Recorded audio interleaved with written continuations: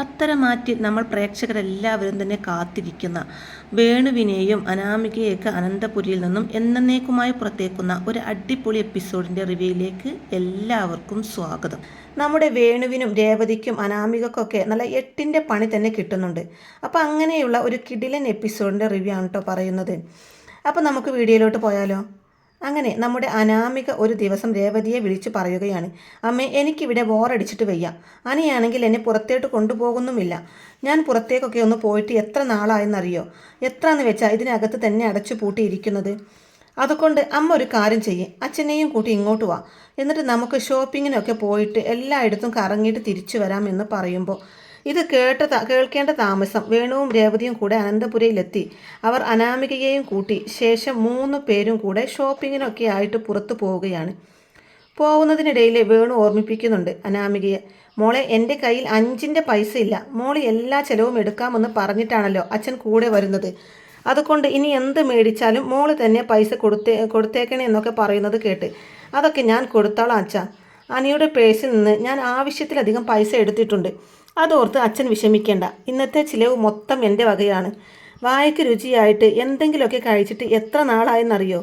ഇന്ന് എന്തെങ്കിലുമൊക്കെ കാര്യമായിട്ട് കഴിക്കണം എന്ന് അനാമിക പറയുമ്പോൾ, അതെ വായയ്ക്ക് രുചിയായിട്ട് വല്ലതും കഴിച്ചിട്ട് കുറേ നാളായി എന്ന് വേണുവും സമ്മതിക്കുന്നുണ്ട്.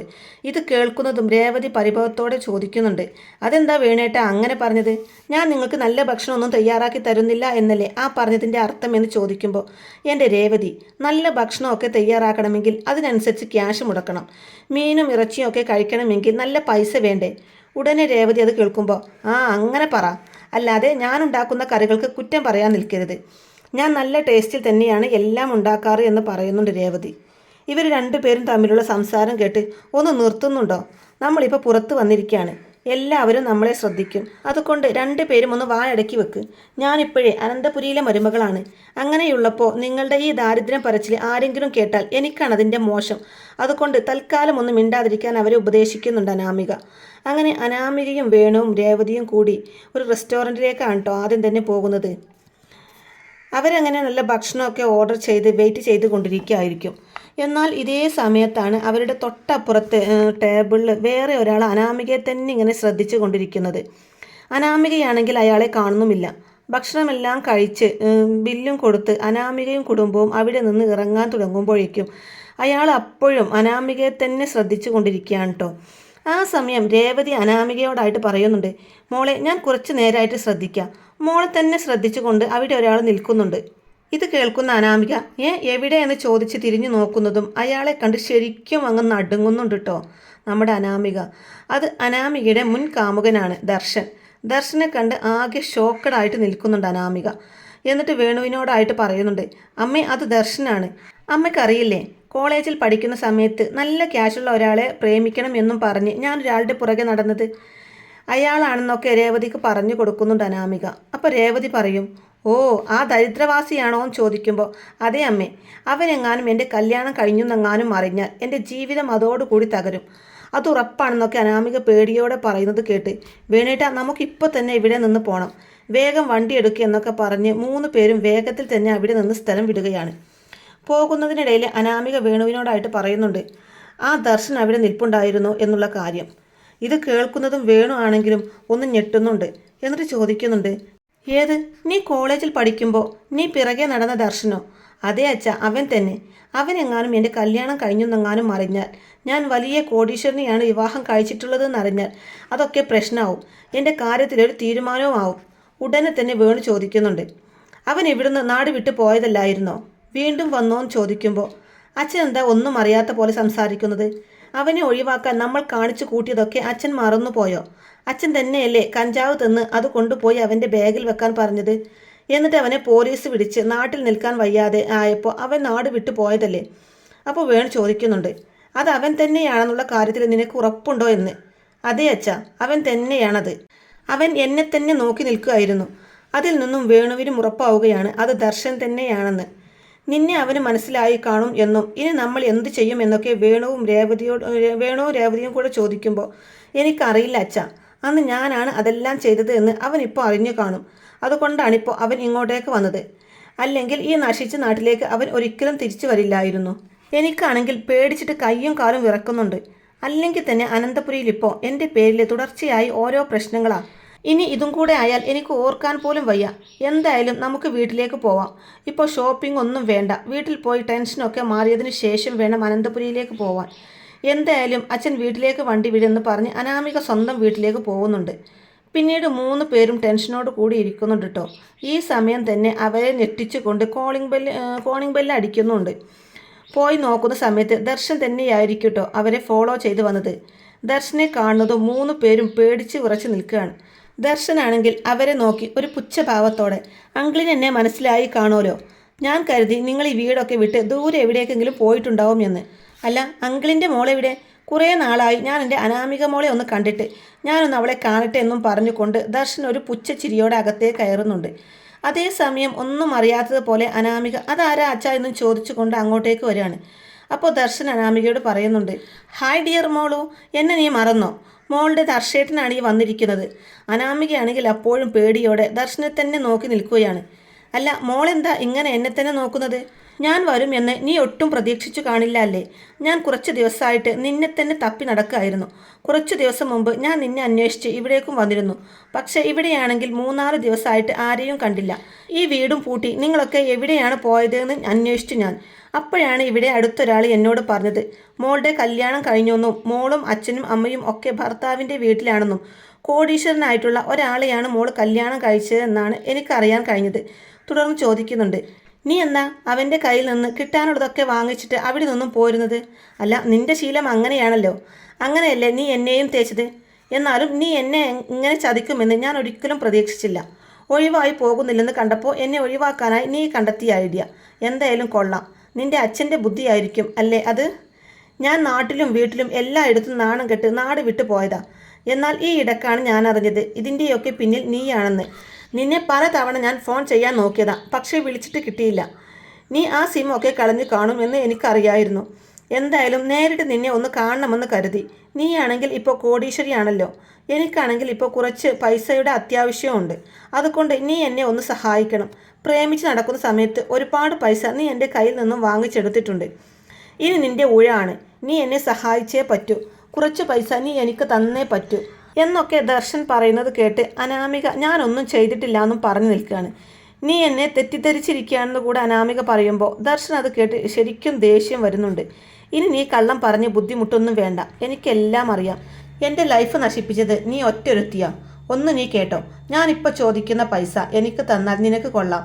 അല്ലെങ്കിൽ ദേ ഇത് കണ്ടോ, നിൻ്റെ കുറേ പഴയ ഫോട്ടോസ് എൻ്റെ ഫോണിൽ ഇപ്പോഴും ഉണ്ട്. അതെങ്ങനെയൊക്കെയുള്ള ഫോട്ടോസ് ആണെന്ന് ഞാൻ നിന്നോട് പറഞ്ഞു തരേണ്ട ആവശ്യമില്ലല്ലോ. അതുകൊണ്ട് എൻ്റെ മോള് മര്യാദക്ക് എനിക്ക് ഞാൻ ചോദിക്കുന്ന ക്യാഷ് തന്നു. അനാമികയാണെങ്കിൽ ഇതെല്ലാം കേട്ടു നിന്ന് വിയർക്കുകയാണ്. എങ്കിലും ദർശനോട് ചോദിക്കുന്നുണ്ട്, ദർശ നീ എന്തൊക്കെയായി പറയുന്നത്? എൻ്റെ കയ്യിൽ അതിനു മാത്രം പൈസ ഒന്നുമില്ല. എന്നാൽ ദർശൻ അത് വിശ്വസിക്കുന്നില്ല. കാരണം കോടീശ്വരനായ ഒരാളെയാണല്ലോ വിവാഹം കഴിച്ചിരിക്കുന്നതെന്ന് ദർശന് മനസ്സിലായിട്ടുണ്ട്. അതുകൊണ്ട് തന്നെ ദർശൻ പറയുന്നുണ്ട്, ഇനി നിൻ്റെ കയ്യിൽ ഇല്ലെങ്കിൽ പോലും നിൻ്റെ ഭർത്താവ് ഒരു കോടീശ്വരനാണല്ലോ. നീ അവനോട് ചോദിച്ച് വാങ്ങിച്ചിട്ട് എനിക്ക് താ. അനാമിക വീണ്ടും, ദർശ ഞാൻ നിൻ്റെ കാല് പിടിക്കാം. നീ ആ ഫോട്ടോസും വീഡിയോസും ഒക്കെ ഒന്ന് ഡിലീറ്റ് ചെയ്യുമെന്ന് പറയുമ്പോൾ ഞാൻ ഡിലീറ്റ് ചെയ്തോളാം. പക്ഷേ അതിനു മുമ്പ് ഞാൻ പറഞ്ഞ എമൗണ്ട് എനിക്ക് നീ തന്നിരിക്കണം. അത് കേൾക്കുന്ന അനാമിക എത്ര രൂപയാ വേണ്ടതെന്ന് ചോദിക്കുമ്പോൾ എനിക്കൊരു 50 ലക്ഷം രൂപ വേണം എന്ന് പറയുന്നുണ്ട് ദർശൻ. അത് കിട്ടിയാൽ പിന്നെ നിന്നെ ഞാൻ ഒരിക്കലും ശല്യം ചെയ്യാൻ വരില്ല. എൻ്റെ കയ്യിലുള്ള വീഡിയോസും ഫോട്ടോസും എല്ലാം ഞാൻ ഡിലീറ്റും ചെയ്യാം. വേണമെങ്കിൽ ഈ ഫോൺ തന്നെ നിനക്ക് ഞാൻ തന്നേക്കാം. എന്തായാലും 50 ലക്ഷം എന്ന് കേൾക്കുന്നതോടെ അനാമിക ശരിക്കും ഞെട്ടുന്നുണ്ട് കേട്ടോ. നീ എന്തൊക്കെയാ ദർശായി പറയുന്നത്? 50 ലക്ഷം രൂപ ഞാൻ എങ്ങനെ ഉണ്ടാക്കാനാ? നീ വിചാരിക്കുന്ന പോലത്തെ സാഹചര്യത്തിലൊന്നും അല്ല ഞാൻ. എന്നാൽ ദർശൻ അതൊന്നും വിശ്വസിക്കുന്നില്ല. നിനക്ക് തരാൻ പറ്റിയില്ലെങ്കിൽ ഈ ഫോട്ടോസൊക്കെ ഞാൻ നേരെ നിന്റെ ഭർത്താവിൻ്റെ വീട്ടിലേക്ക് അങ്ങ് അയക്കാം.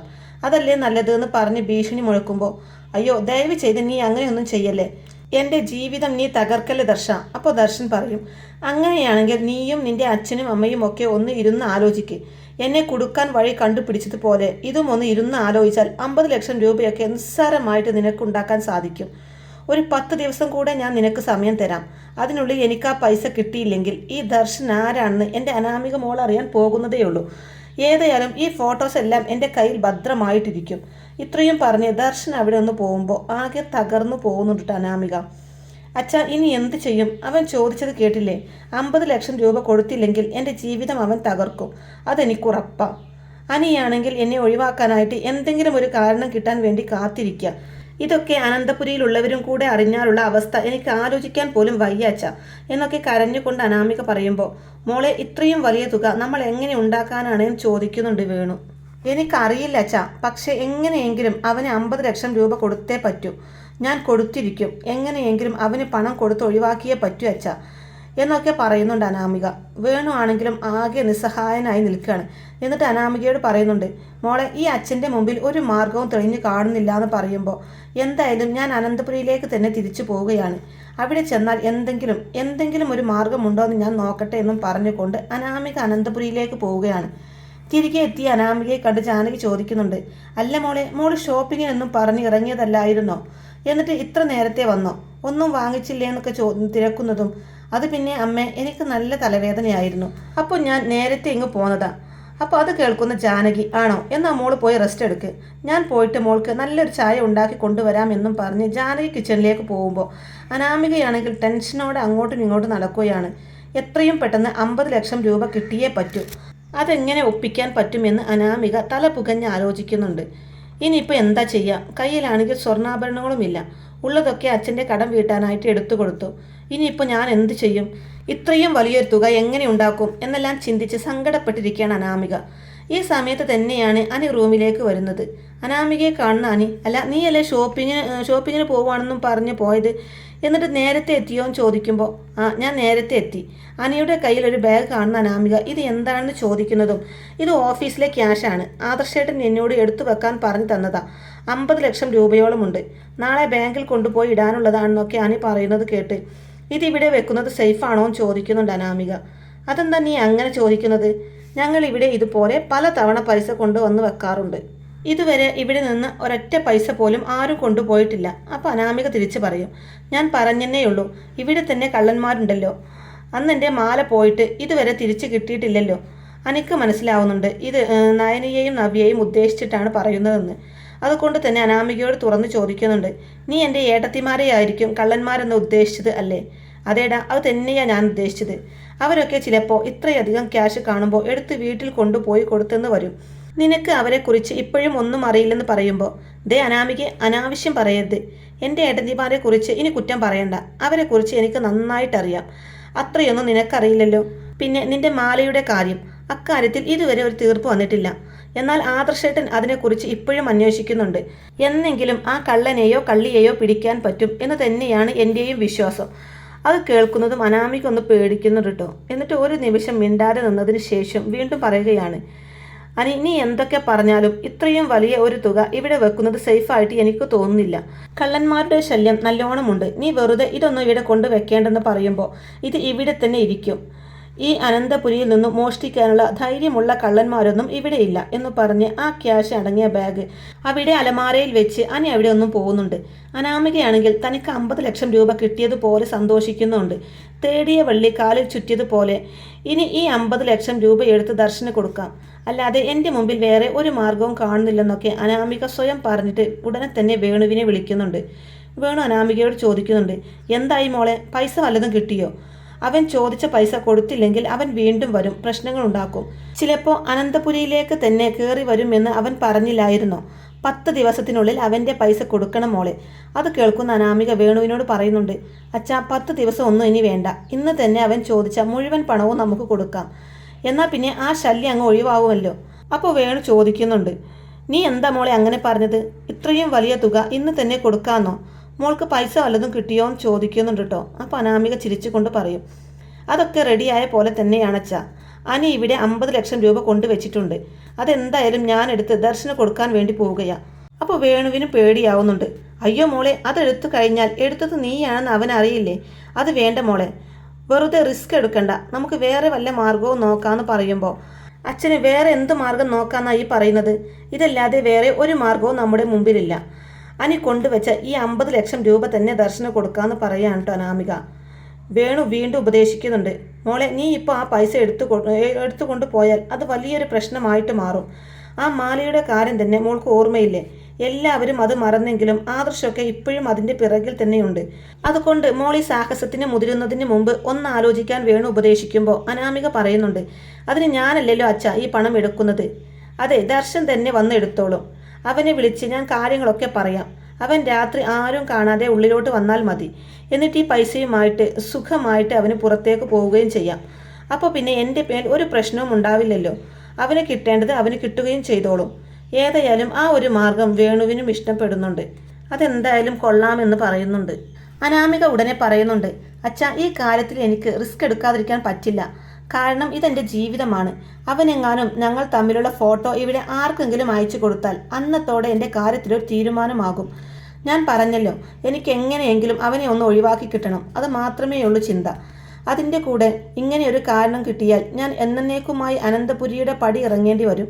പണം കൊടുത്തില്ലെങ്കിൽ ആ ദർശനം എന്തും ചെയ്യും. അത്രയ്ക്കും വാശിയാണ് അവൻ എന്നോട്.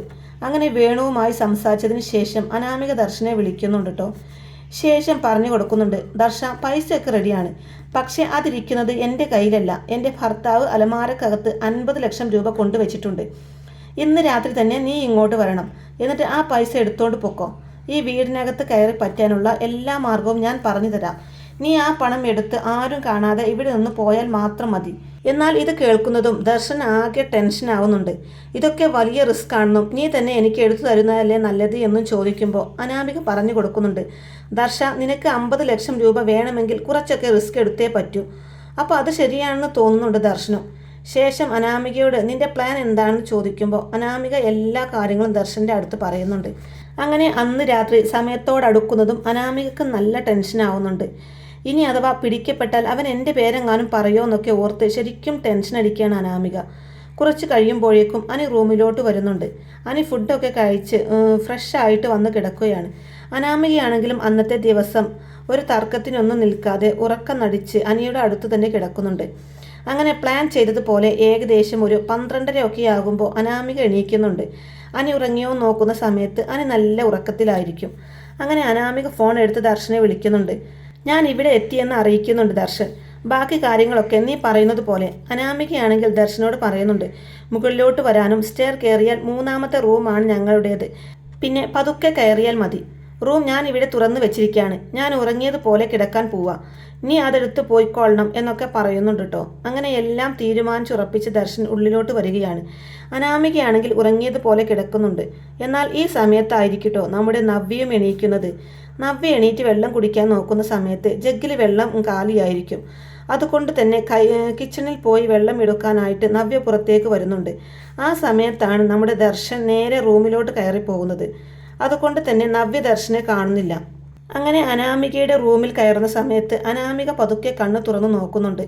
ശേഷം ദർശനോട് എടുത്തു പോകാനായിട്ട് കണ്ണുകൊണ്ട് ആംഗ്യം കാണിക്കുന്നുണ്ട്.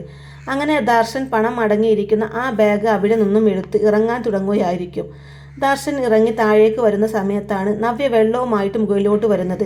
അപ്പോൾ കൺമുന്നിൽ ഒരാളെ കാണുമ്പോൾ നവ്യ ആകെ പേടിക്കുന്നുണ്ട്. അയ്യോ കള്ളൻ കള്ളൻ എന്ന് പറഞ്ഞുകൊണ്ട് നവ്യ ഉടനെ ബഹളം വെക്കുന്നുണ്ട്. ശബ്ദം കേട്ട് വേഗം തന്നെ നയനിയും ദേവയാനിയും ഒക്കെ വരുന്നുണ്ട്. ബഹളം കേൾക്കുമ്പോൾ അനാമികക്ക് കാര്യം മനസ്സിലാവുന്നുണ്ട്. ശരിക്കും പേടിയാവുന്നുണ്ട്. ദൈവമേ, അവനെ പിടിച്ചല്ലോ, ഇനി എൻ്റെ കാര്യം പോക്കാണെന്ന് സ്വയം പറഞ്ഞിട്ട് അനാമിക അവിടെ ഉറക്കം നടിച്ച് കിടക്കുന്നുണ്ട്. ഈ ബഹളമൊക്കെ കേട്ട് അനിയും എണീക്കുന്നുണ്ട്. അനി അനാമികയെ നോക്കുന്ന സമയത്ത് അനാമിക നല്ല ഉറക്കമാണെന്ന് ചിന്തിക്കുന്ന അനി അനാമികയെ വിളിച്ചെണീപ്പിക്കുന്നുണ്ട്. അനാമികയാണെങ്കിൽ ഒന്നും അറിയാത്തതുപോലെ ഉറക്കത്തിൽ നിന്നും ഉണരുന്നത് പോലെ അഭിനയിക്കുകയാണ്. ശേഷം അവർ രണ്ടുപേരും കൂടെ താഴേക്ക് പോവുകയാണ്. ഇതേ സമയം ആദർശവും നയനിയും അങ്ങനെ അവിടെയുള്ള എല്ലാവരും അവിടെ എത്തിച്ചേരുന്നുണ്ട്. എന്നിട്ട് എല്ലാവരും നവ്യയോടായിട്ട് നവ്യ എന്തിനാ നീ ബഹളം വെച്ചതെന്ന് ചോദിക്കുമ്പോൾ നവ്യ പരിഭ്രമത്തോടെ എല്ലാവരെയും അറിയിക്കുന്നുണ്ട്. ഞാൻ ഇവിടെ ഒരു കള്ളനെ കണ്ടെന്നും അയാൾ എന്നെ കണ്ടപ്പോൾ മുകളിലോട്ട് ഓടിയെന്നും പറയുന്നുണ്ട്. ഇതറിയുന്ന അവിടുത്തെ പുരുഷന്മാരെല്ലാം കള്ളനെ തിരയാനായിട്ട് മുകളിലോട്ട് പോകുന്നുണ്ട്. ഡോറെല്ലാം ലോക്ക് ചെയ്യുന്നുമുണ്ട്. അങ്ങനെ കള്ളനെ പിടികൂടാൻ എല്ലാവരും 4 പാടും തിരിയുന്നുണ്ടെങ്കിലും ആദ്യമൊന്നും അവനെ കണ്ടു കിട്ടുന്നില്ല. എന്നാൽ പിന്നീട് അനി തന്നെയായിരിക്കും ആ കള്ളനെ കണ്ടെത്തുന്നത്. ദർശനെ കാണുന്നതും അനി ഉടനെ തന്നെ ആദർശനെ വിളിക്കുന്നുണ്ട്. ആദർശേട്ടാ ഇങ്ങോട്ട് വാ, ദാ ഇവിടെയുണ്ടെന്ന് പറഞ്ഞ് വിളിക്കുമ്പോൾ എല്ലാവരും കൂടി ഓടിച്ചെന്ന് ദർശനെ കയ്യോടെ പിടിക്കുകയാണ്. അങ്ങനെ മുഖമൂടി ഒന്നും ഊരാതെ തന്നെ കള്ളനെയും കൊണ്ട് താഴേക്ക് വരികയാണ്. അനാമികയാണെങ്കിൽ ഈ കാഴ്ച കണ്ടിട്ട് പേടിച്ച് വിറച്ചു നിൽക്കുകയാണ്. എൻ്റെ കാര്യത്തിൽ ഇന്നത്തോടെ തീരുമാനമായി. സത്യങ്ങളെല്ലാം ഇവൻ വിളിച്ചു പറയുമെന്നൊക്കെ കരുതി പേടിച്ച് വിറച്ചു നിൽക്കുകയാണ് അനാമിക. ശേഷം അനി ആദർശിനോടായിട്ട്, ഏട്ടാ ഇവൻ്റെ കയ്യിലിരിക്കുന്ന ബാഗ് കണ്ടോ, ഇത് ഏട്ടൻ എന്നെ ഏൽപ്പിച്ച പൈസയാണ്.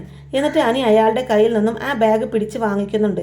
ശേഷം പോലീസിനെ അറിയിക്കാമെന്ന് അവർ തീരുമാനമെടുക്കുമ്പോൾ, അയ്യോ പോലീസിനെ ഒന്നും വിളിക്കരുത്, ഞാൻ കള്ളനൊന്നുമല്ല എന്ന് ദർശൻ പറഞ്ഞത് കേട്ട് പിന്നെ മോഷ്ടിക്കാൻ കയറിയിട്ട് കള്ളനല്ലെന്നോ എന്ന് ചോദിക്കുന്നുണ്ട് ആദർശ്. അപ്പോഴാണ് ദർശൻ സത്യം പറയുന്നത്. എന്നോട് ഈ നിൽക്കുന്ന അനാമികയാണ് ഇവിടേക്ക് വരാൻ പറഞ്ഞത്. അവളുടെ ഭർത്താവ് ഇവിടെ പണം കൊണ്ടുവച്ചിട്ടുണ്ടെന്നും അതെടുത്തുകൊണ്ട് പോകണമെന്നും പറഞ്ഞ് എന്നെ വിളിച്ചു. അങ്ങനെ അവൾ പറഞ്ഞത് അനുസരിച്ചിട്ടാണ് ഞാൻ വന്നതെന്നൊക്കെ ദർശൻ എല്ലാവരും കേൾക്കെ തുറന്ന് പറയുമ്പോൾ എല്ലാവരും അത് വിശ്വസിക്കാനാവാതെ അനാമികയുടെ മുഖത്തേക്ക് നോക്കുന്നുണ്ട്. അനാമികയാണെങ്കിൽ ആരെയും ഫേസ് ചെയ്യാനാവാതെ താഴേക്ക് തന്നെ നോക്കി നിൽക്കുകയാണ്. തുടർന്ന് ദർശൻ എല്ലാ കാര്യങ്ങളും എല്ലാവരോടുമായിട്ട് തുറന്ന് പറയുന്നുണ്ട്. എല്ലാം അറിയുമ്പോഴേക്കും മുത്തശ്ശൻ പറയുന്നുണ്ട്, മോനെ അനി, നീ ഇപ്പം തന്നെ ആ വേണുവിനോടും രേവതിയോടും ഇങ്ങോട്ട് വരാൻ പറ. അങ്ങനെ വേണുവിനെയും രേവതിയെയും രാത്രിക്ക് രാത്രി തന്നെ അനന്തപുരിയിലേക്ക് വിളിച്ചു വരുത്തുന്നുണ്ട്. അതിനുശേഷം മുത്തശ്ശൻ അവരോടായിട്ട് പറയുന്നുണ്ട്, നിങ്ങളുടെ മകളെ ഇനിയും ഈ കുടുംബത്തിൽ മരുമകളായിട്ട് നിർത്താൻ ബുദ്ധിമുട്ടുണ്ട്. ഇതുവരെ അവൾ ഇവിടെ കാണിച്ചു കൂട്ടിയതെല്ലാം കണ്ടില്ലെന്ന് നടിച്ചു. പക്ഷേ ഇതെങ്ങനെ വിടാൻ പറ്റില്ല. ഇപ്പോൾ തന്നെ വേണുവിൻ്റെ മകളെ വീട്ടിലേക്ക് കൂട്ടിക്കൊണ്ടു പൊക്കോ, ഇല്ലെങ്കിൽ ഞങ്ങൾക്ക് വേറെ നടപടി എടുക്കേണ്ടി വരും. ഇനിയും ഞങ്ങൾക്കിത് ക്ഷമിക്കാൻ പറ്റില്ല. ഈ കുടുംബത്തിന് ഇത്രയധികം ദോഷം വരുത്തി വെക്കുന്നവളെ ഇവിടെ വേണ്ടാവും തന്നെ തീർത്ത് പറയുകയാണ് കേട്ടോ മുത്തശ്ശൻ. അങ്ങനെ മുത്തശ്ശൻ്റെ കടുത്ത തീരുമാനത്തിൽ വേറെ നിവൃത്തിയില്ലാതെ ആ രാത്രി തന്നെ അനാമികയെ വീട്ടിലോട്ട് കൂട്ടിക്കൊണ്ടു പോവുകയാണ് വേണുവും രേവതിയും കൂടെ. അപ്പോൾ ഇങ്ങനെയൊക്കെയുള്ള നല്ല രസകരമായ കിടുക്കൻ വിശേഷങ്ങളൊക്കെയാണ് കേട്ടോ ഇനി പത്തരമാറ്റിൽ വരാനിരിക്കുന്നത്. അപ്പോൾ ഈ റിവ്യൂ ഇഷ്ടമായിട്ടുണ്ടെന്നുണ്ടെങ്കിൽ വീഡിയോ ലൈക്ക് ചെയ്യാനും ചാനൽ കൂടി ഒന്ന് സബ്സ്ക്രൈബ് ചെയ്ത് സപ്പോർട്ട് ചെയ്യാനും മറക്കല്ലേ ഫ്രണ്ട്സ്. താങ്ക്